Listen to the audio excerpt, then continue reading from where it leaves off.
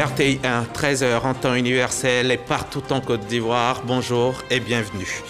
Dominique Ouattara, la première dame de Côte d'Ivoire, a inauguré hier le centre d'affaires baptisé Ivoire Trade Center, un bâtiment moderne conçu pour accueillir des bureaux et une galerie commerciale et soucieux des normes environnementales. On en parle dès le début de ce journal. Dans ce journal également, nous parlerons café et cacao. Le Conseil du café et cacao vient de lancer la campagne 2021-2022. 700 francs CFA pour le kilo de café et 825 francs CFA pour le kilogramme de cacao. Vous entendrez le directeur général du Conseil du café et cacao. Il s'exprime au micro de Noël Niagno. J'ai été choqué, ces propos sont inacceptables. Ces mots sont d'Emmanuel Macron, le président français a qualifié de honte les accusations d'abandon du Mali par la France portées par le Premier ministre de transition Choguel Kokala Maïga à la tribune de l'ONU. On démarre ce journal avec cette inauguration de l'Ivoire Trade Center par la première dame Dominique Ouattara. L'Ivoire Trade Center, c'est ce centre d'affaires imposant qui est situé dans la commune chic de Cocody. Vous allez le voir, l'infrastructure est ultra moderne. L'on y trouve des bureaux et une galerie commerciale. Sa réalisation aura coûté 31 milliards de francs CFA. Mahama Traoré était à l'ouverture officielle. Son reportage. Ivoire Trade Center, c'est l'édifice inauguré ce jeudi par la première dame Dominique Ouattara. Jusqu'en 2019, c'était encore un bâtiment inachevé, considéré comme la fausse note du paysage chic et moderne de la commune de Cocody, surtout qu'il est situé en plein cœur de cette cité résidentielle, à proximité du Sofitel Hôtel Ivoire. Les travaux de rénovation entrepris par le groupe PFO Africa ont transformé le chantier en un centre d'affaires de dernière génération, venu renforcer l'attractivité de Cocody. Être dans un espace comme ça, vous conviendrez avec moi que ça fait plaisir de travailler et le rendement sera, je pense, doublé. Et tout ça se passe dans la commune d'excellence, la commune où il fait bon vivre, la commune de Cocody. Ivoire Trade Center, c'est 13 000 mètres carrés de bureaux repartis sur les 4 tours cubiques qui composent l'édifice. C'est aussi une galerie commerciale de 4 000 mètres carrés composée de boutiques, de restaurants et d'espaces de détente. Dans ce lieu de vie, la préservation de l'environnement n'a pas échappé aux architectes. L'Ivoire Trade Center a été conçu pour limiter son empreinte carbone, ce qui a aussi pour conséquence la réduction des coûts de fonctionnement pour ses locataires. Cette vision lui a valu d'être le premier centre d'affaires ouest-africain à obtenir la certification Edge Building délivrée par la Banque mondiale. Aujourd'hui, l'ITC, avec un taux de commercialisation de 90%, accueille plusieurs entreprises locales et internationales, leaders sur leur marché, et 13 boutiques permanentes avec de magnifiques enseignes de proximité et une nouvelle génération de marques dynamiques. Pour réaliser cet ouvrage, PFO Africa a dû mobiliser un investissement de 31 milliards de francs CFA. Madame la Première Dame, l'Ivoire Trade Center s'inscrit pleinement dans la grande ambition nationale d'émergence, portée par le leadership et la vision du président de la République, son Excellence M. Alassane Ouattara. Depuis 2011, la Côte d'Ivoire a renoué avec une croissance forte. Nous sommes à nouveau le poumon économique de notre région. Nous avons affirmé notre place de hub continental. Abidjan est une ville attractive, cosmopolite, une porte ouverte à la fois sur l'Afrique et vers le monde. C'est animé de plein d'optimisme pour le climat des affaires que la marraine de cette cérémonie d'inauguration, la première dame Dominique Ouattara, a traduit toute sa fierté au groupe PFO Africa pour la qualité de l'édifice. Situé en plein cœur de la commune de Cocody, cet espace de travail, confortable et flexible, ainsi que son architecture panoramique, en font une destination incontournable pour échanger, travailler ou se détendre dans un cadre exceptionnel. Les entreprises locales et internationales qui sont installées profitent d'un environnement de haute qualité pour leurs salariés et leurs visiteurs. Il nous tardait d'avoir un centre de cette envergure dans notre belle cité de Cocody, avec des commerces et des restaurants qui seront utiles aux populations des environs. Aujourd'hui, c'est chose faite pour la plus grande satisfaction de toute la population abidjanaise. Par ailleurs, je suis heureuse de constater que la préservation de l'environnement a été prise en compte dans la construction de l'Ivoire Trade Center, conçu pour limiter son empreinte carbone. Félicitations, Clyde. J'encourage les opérateurs économiques ainsi que le public à se l'approprier. Durant sa construction, Ivoire Trade Center a généré 1200 emplois. Un reportage signé Mahama Traoré. Le vrai mérite désire d'être honoré, comme il s'honore lui-même.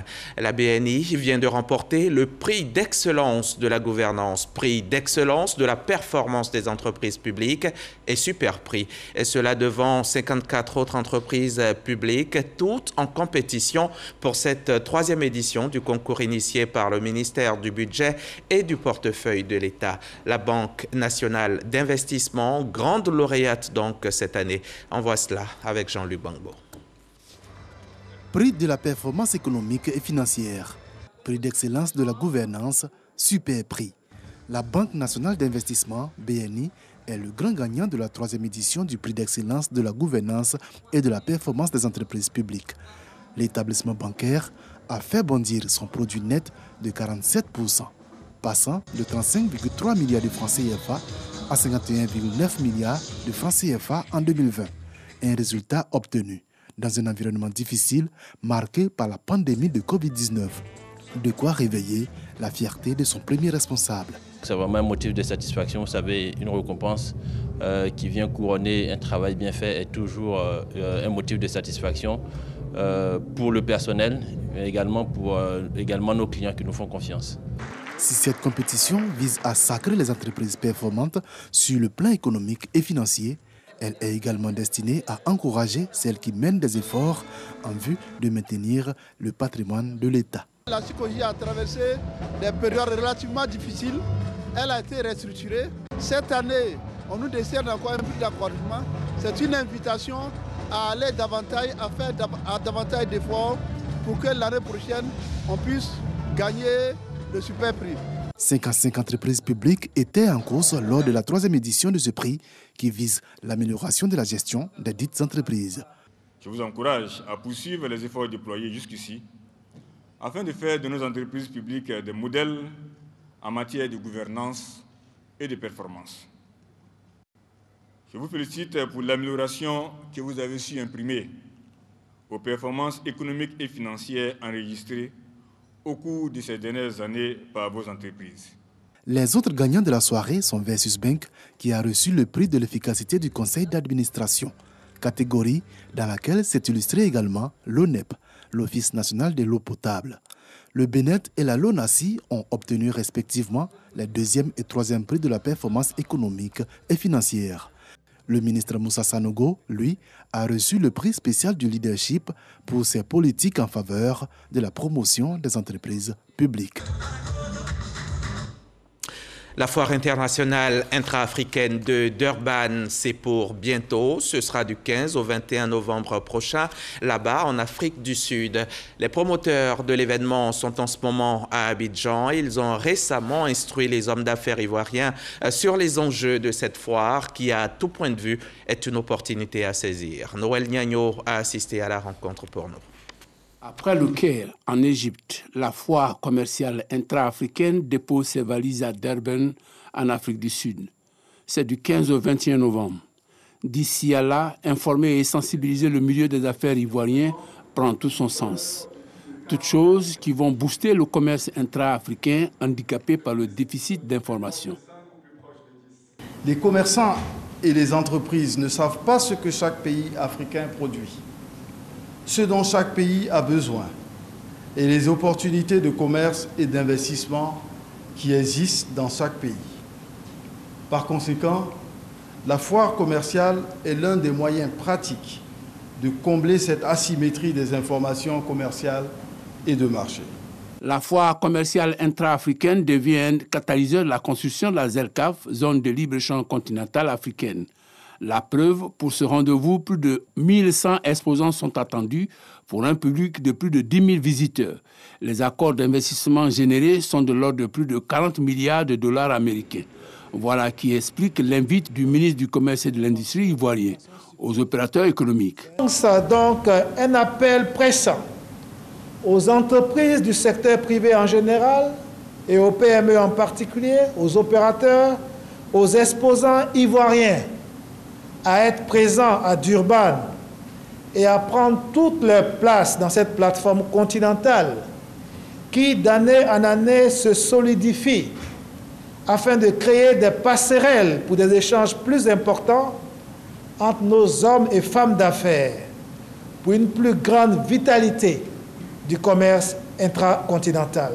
S'agissant du commerce intracontinental, insignifiant autrefois 5,3%, il est passé à 16%. Concernant l'offre ivoirienne sur le marché intra-africain, elle est de 23%. Je vous le disais en titre, le Conseil du café et cacao vient de lancer la campagne 2021-2022. 700 francs pour le kilo de cacao et 825 francs pour le kilogramme de 700 francs pour le café, je me reprends, et 825 francs pour le cacao. On écoute Konebrahima Yves, le directeur général du Conseil du café et cacao. Il s'exprime au micro de Noël Niagno. Malgré la situation extrêmement difficile, nous avons fait nos simulations sur le prix. Pour ce qui concerne le café, pour la campagne qui commence. Cette année, comme je vous le dis, si nous voulons respecter la vérité des prix, c'est 511 francs qui doivent être payés aux planteurs. Mais le président de la République a décidé de fixer un prix Borchamp café de 700 francs par kilo aux planteurs.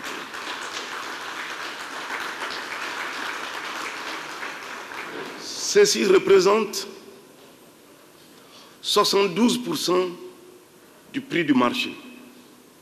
Si nous prenons le cas du cacao, si nous devions appliquer la règle de 60% du prix du marché, c'est 679 francs le kilo que doit être payé aux planteurs.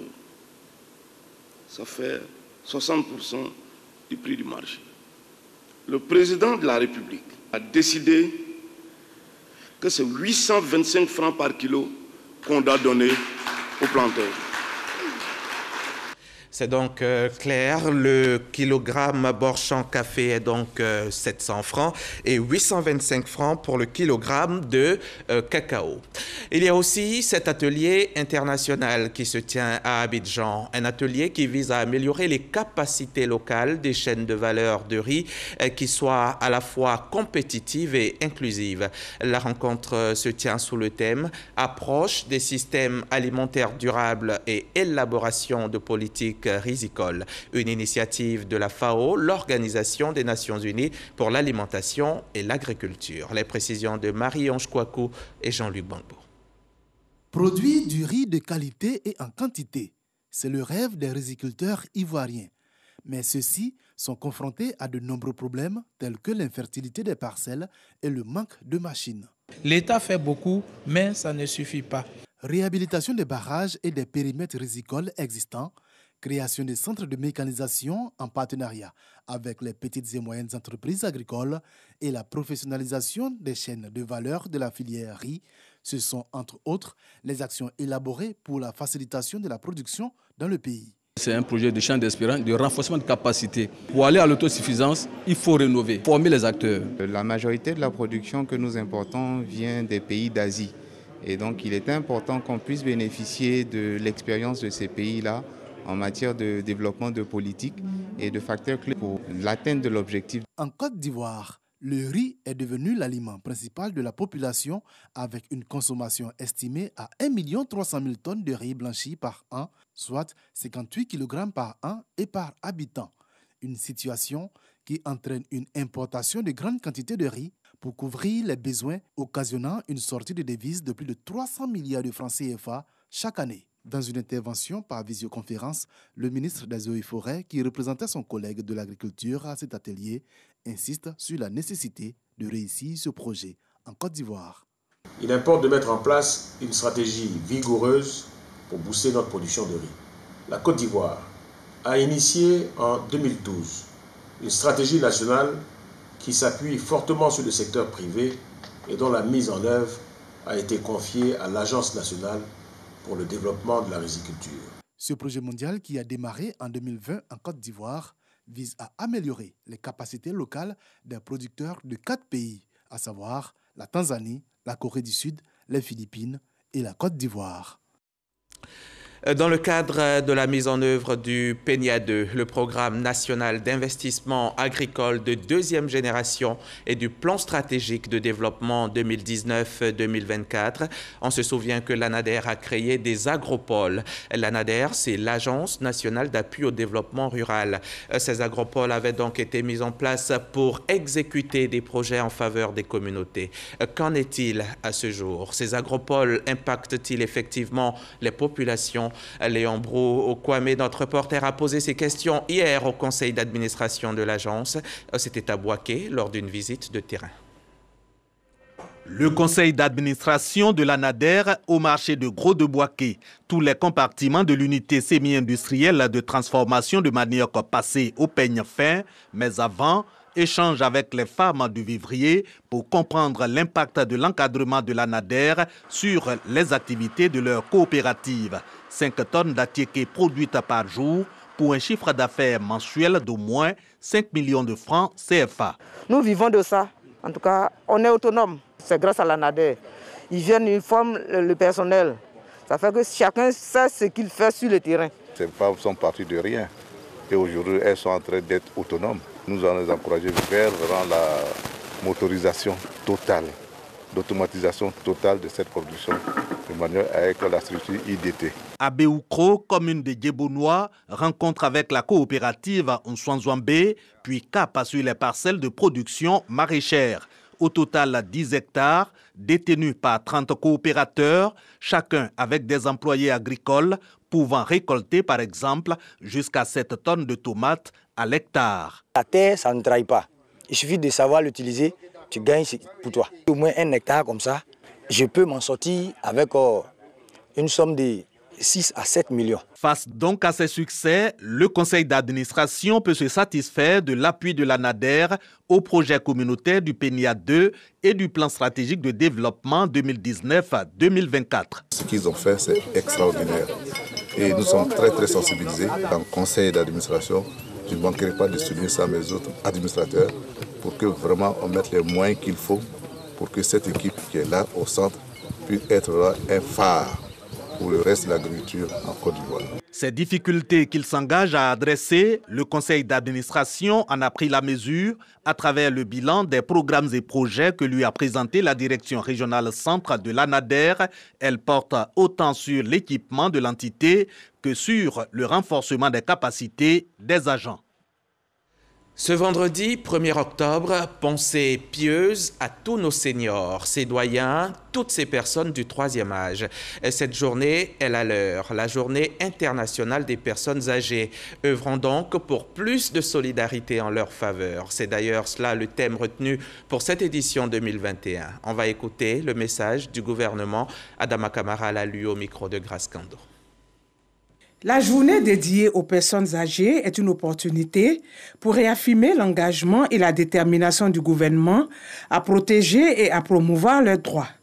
Cette année, le thème retenu pour la 31e édition est « Œuvrons pour plus de solidarité en faveur des personnes âgées ». Nous avons tous un rôle important pour protéger nos aînés, nos pères et nos mères.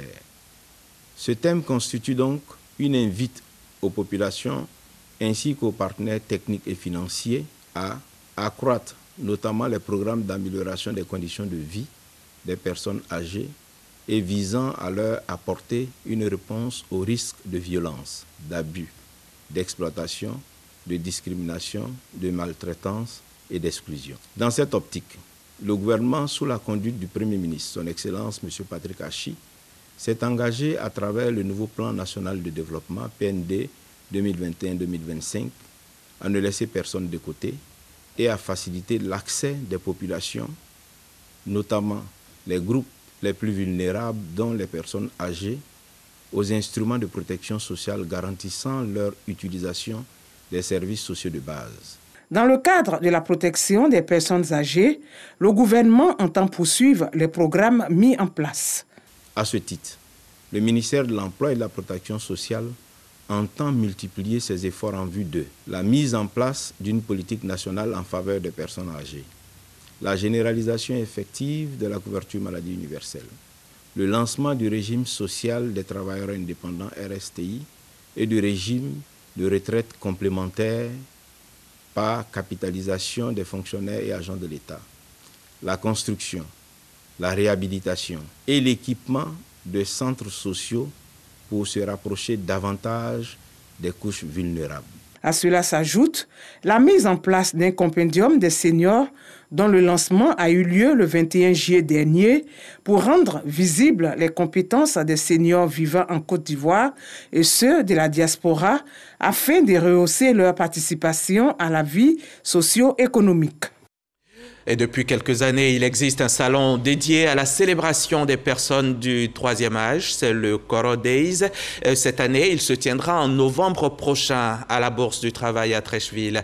Les Koro Days, c'est aussi un cadre d'échange entre les anciens et la nouvelle génération et surtout leur résilience face au coronavirus. D'où ce thème, Seniors, bibliothèque de l'Afrique, brille de mille feux face au monstre Covid. On en sait plus dans cet élément tourné par Sephora Zegui. Le Koro Days, un salon international dédié aux personnes du troisième âge, remet le couvert avec la 5e édition les 20, 26 et 27 novembre à Abidjan. Cette initiative ambitionne d'accompagner les seniors en leur redonnant le sourire et leur permettant d'être actifs après la retraite. Seniors, Bibliothèque de l'Afrique brille de mille feux face à la COVID-19, une édition sous forme de sensibilisation sur les effets de la COVID-19 sur la santé des personnes du troisième âge. Koro Days est une tribune, c'est une plateforme de formation, de distraction pour les personnes du troisième âge. À cette occasion, il y aura plusieurs spécialistes dans tous les domaines qui viendront entretenir les personnes âgées sur comment se comporter face à cette pandémie. Le Koro Days sera un moment de partage d'expériences, de bonnes consignes, de bien-être, de mieux vivre et d'opportunités de revenus additionnels. Les participants auront droit à des séances de formation sur la santé, le droit, la nutrition, l'agriculture bio et l'immobilier, entre autres. 6 000 participants attendus cette année, 150 panels et conférences et une activité sportive. Il faut savoir qu'il n'y a pas que les personnes âgées qui sont exposées au coronavirus. Le risque nous concerne à tous et les mesures de prévention, c'est tout le monde qui doit les adopter.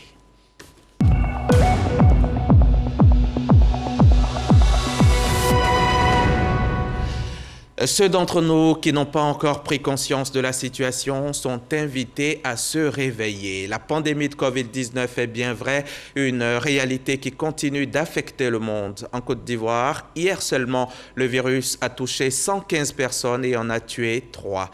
La Côte d'Ivoire enregistre à ce jour 60 253 malades de Covid depuis mars 2020 pour 624 morts. Le monstre ne plaisante pas avec l'humanité, ne jouons pas non plus avec lui. Il faut l'exterminer coûte que coûte et le vaccin y sera pour beaucoup dans cette lutte. Venons-en maintenant à cette rencontre entre la Caisse nationale d'assurance maladie et les professionnels des médias. Une réunion qui a porté, vous vous en doutez, sur la couverture maladie universelle. Comment avoir accès aux prestations de la CMU? Il s'agit donc de faire le point sur le mode de fonctionnement de l'instance. Les explications de Jenna Babini et Godefroy Okambawa. Plus de 3 millions de personnes se sont fait enregistrer pour bénéficier des avantages liés à la couverture maladie universelle. C'est ce qui ressort de la rencontre entre la Caisse nationale d'assurance maladie et les professionnels des médias. Ces échanges ont permis d'outiller ces acteurs des médias sur les prestations qu'offre la CMU. Pour nous, il est important d'échanger sur l'effectivité de la couverture maladie universelle, le fait qu'aujourd'hui, toutes les populations qui résident en Côte d'Ivoire ont la possibilité de se faire soigner moins cher avec la CMU. L'initiative est saluée par l'ensemble des participants. Je pense que ces genres d'initiatives sont importantes pour nous, hommes de médias, qui servons de relais, puisqu'il faut informer la population. L'enrôlement à la CMU est gratuit, totalement gratuit. Donc, ce sont ces informations-là qu'on fait remonter au fur et à mesure et que nous, journalistes, devons avoir pour pouvoir donner la meilleure information. Adoptée depuis le 24 mars 2014, la CMU, selon les responsables, garantit l'accès à des soins de santé de qualité. L'adhérent devra s'acquitter de 1 000 francs par mois, soit 12 000 francs l'année. Et pendant ce temps se tenait un atelier à l'université Félix Houphouët-Boigny de Cocody, un atelier d'information et de sensibilisation à l'élaboration de la cartographie des risques des services et structures sous tutelle du ministère. Cela dans le cadre de l'exécution du programme d'activité de l'inspection générale du ministère de l'Enseignement supérieur. Le compte-rendu de Michel Mambo. Une journée d'information et de sensibilisation à l'élaboration d'une cartographie des risques. Atelier à l'attention des responsables des services et structures sous tutelle du ministère de l'Enseignement supérieur et de la Recherche scientifique. Cet outil devrait leur permettre d'identifier les facteurs susceptibles d'entraver le bon fonctionnement des services et autres structures sous leur responsabilité. Quand vous identifiez ces risques, vous devriez savoir que ces risques ont été provoqués par quelque chose. Donc, les causes, les risques et les dangers. Vous allez les répertorier dans un tableau et à partir de là, vous allez prévoir des actions pour ne pas qu'ils surviennent, pour endommager ce que vous faites. La cartographie des risques, un outil pour la bonne gouvernance. L'inspection générale d'État est donc aux côtés du ministère de l'Enseignement supérieur et de la Recherche scientifique pour réussir le pari de sa mise en œuvre. En ligne de mire, la transparence et l'efficacité dans la gestion des deniers publics. L'intérêt, c'est la modernisation de l'administration, c'est aussi l'introduction et la promotion de l'audit et du contrôle interne dans l'administration pour permettre que l'audit se fasse de manière efficace. L'inspection générale d'État fait la promotion de l'élaboration de la cartographie des risques. Et nous encadrons les ministères à cet effet. Tous les ministères techniques sont amenés à fournir un rapport annuel de performance sur la gestion des deniers publics qu'on leur confie. Et c'est pour ça que Monsieur le ministre a demandé à toutes ces structures sous tutelle de pouvoir établir une cartographie des risques à l'effet justement de les appréhender de sorte que ça n'empêche pas l'atteinte de ces objectifs et que cela se ressente sur le rapport annuel de performance du ministère. Cet atelier s'inscrit dans le cadre de l'exécution du programme d'activité de l'inspection générale du ministère de l'Enseignement supérieur et de la Recherche scientifique.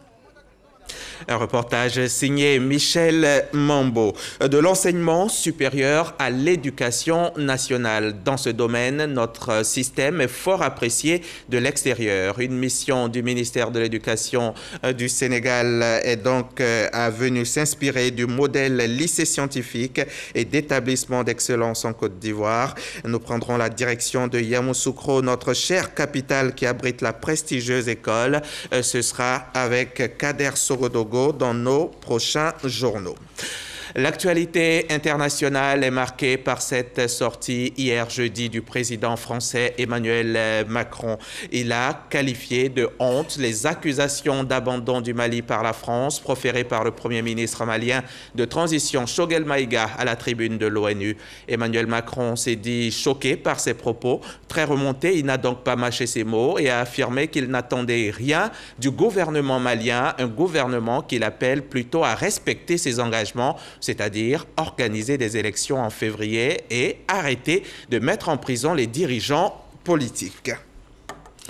Le lieutenant-colonel Mamadi Doumbouya, lui, devient officiellement président de la République de Guinée ce vendredi. Le putschiste qui a renversé Alpha Condé il y a un mois prêtera serment à Conakry devant la Cour suprême. Sont invités les diplomates étrangers présents dans le pays ainsi que les chefs d'État. Mais alors que la junte du CNRD fait toujours l'objet de sanctions de la CEDEAO, se pose la question de la présence de ces invités à la cérémonie d'investiture. Reste à savoir également si des Des chefs d'État, notamment africains, feront le déplacement. Leur arrivée est malgré tout annoncée dans le programme officiel de la cérémonie. Alors, wait and see.